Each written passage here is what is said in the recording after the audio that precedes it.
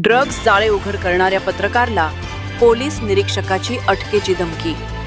तुळजापूर परिसरात वाढत असलेल्या ड्रग्ज प्रकरणी आणि विविध अवैध धंद्यांवर निर्भीडपणे प्रकाश टाकणे हे धाराशिव लाईव्हचे संपादक सुनील ढेपे यांना महागात पडले आहे।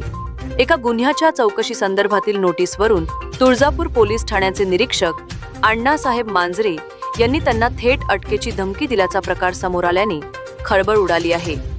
या प्रकरणी सुनील ढेपे यांनी धाराशिव जिल्ह्याचे पोलीस अधीक्षक यांच्याकडे लेखी तक्रार दाखल करून कठोर कारवाईची मागणी केली आहे। मिळालेल्या माहितीनुसार तुळजापूर पोलीस ठाण्यात दाखल असलेल्या गुन्हा क्रमांक 18/9/2025 मध्ये साक्षीदार म्हणून जबाब नोंदवण्यासाठी 20 ऑगस्ट रोजी संपादक सुनील ढेपे यांना अधिकृत नोटीस बजावण्यात आली होती। मात्र सध्या ते नोकरीनिमित्त पुण्यात वास्तव्यास आहेत।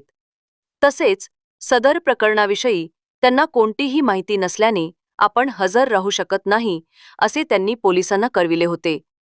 परंतु या उत्तराने समाधान न झाल्याने आज सकाळी 10:25 वाजता निरीक्षक मांजरे यांनी ढेपे यांना थेट व्हॉट्सअप कॉल करून तुळजापूरला येऊन जबाब द्यावा लागेल, नाहीतर उद्या पुण्यात पोलीस पाठवून तुला अटक करू अशी उघड धमकी दिली।